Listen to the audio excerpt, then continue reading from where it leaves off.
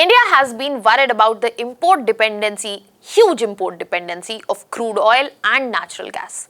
But this new found gold around Andaman in form of natural gas probably will solve the issues in the coming future. Hello everyone, welcome to Vajiram and Ravi's Flash News. My name is Shubhangi Singh and today we are going to discuss that how come Oil India has found much needed reserves around Andaman and Nicobar. What is the future of this? What are the prospects that are coming across and why it was a much needed thing for India.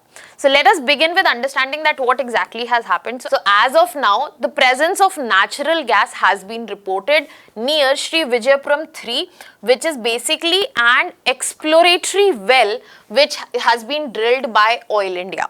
Now in this context, this comes off as a very good news because this has been claimed as a ocean of energy opportunities that can be built, and once this discovery was done, this has been marked as a very significant development when we are looking at India's offshore exploration missions that have been going on. Now, as I mentioned, this discovery has been done at Sri Vijayapuram 3, which is around 15 kilometers off the shore Andaman Island, and this is where we are looking at the depth of 355 meters. Now, what all of this does is that it strengthens the whole idea of a hydrocarbon province, especially in Andaman Basin.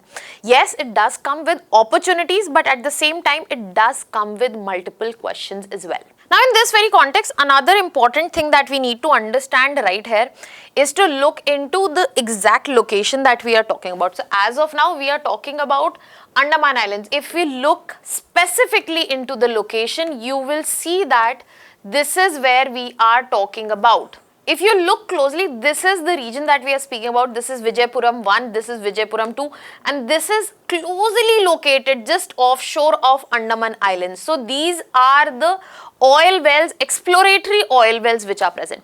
And this becomes very important from the perspective of the fact that these are the least explored offshore basins. And what gives us an idea that there will be presence of hydrocarbon resources is the fact because when we look at the Southeast Asian region, the broader region, we will find that this is hydrocarbon rich.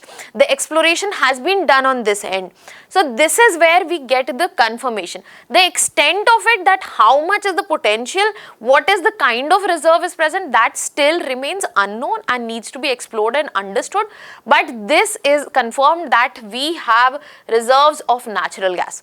Now another big factor that we need to discuss right here is not just about the discovery or the location, but the whole province in itself, that why this becomes so important.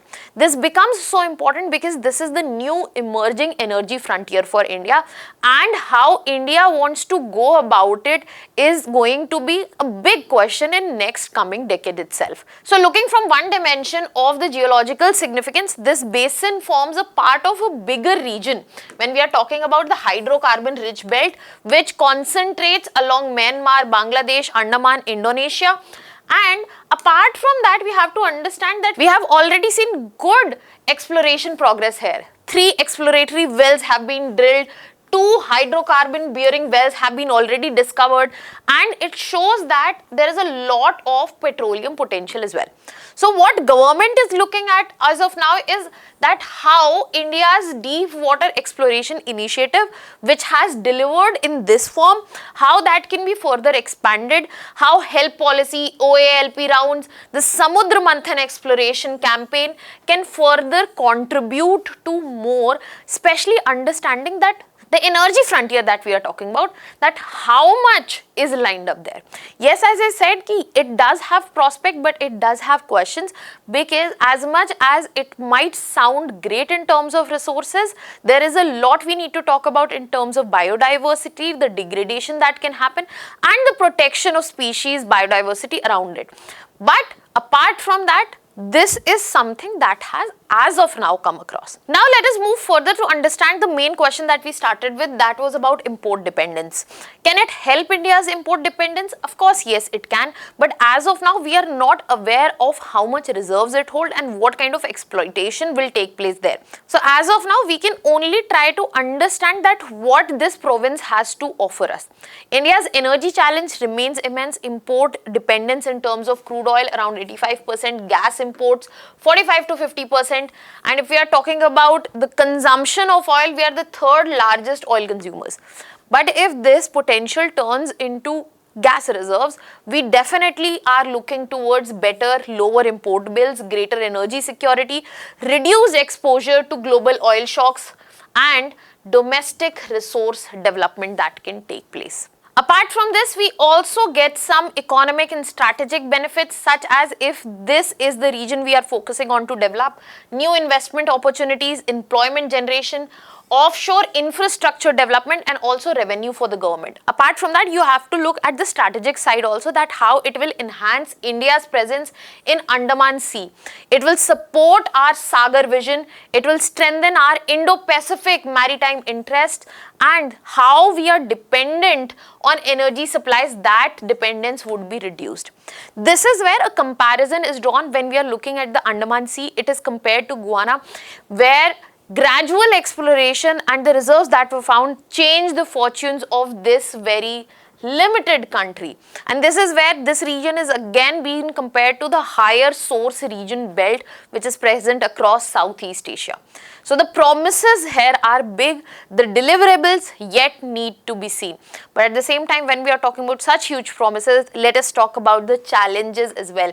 Because what we are looking at is something which has not been fully estimated as of now. The reserve estimation is still underway. We cannot forget about the environmental concerns, be it of coral reefs, be it of the habitation, mangroves, marine biodiversity. We also need to bring in consideration that this is deep water drilling that we are talking about. The cost, the infrastructure will be expensive.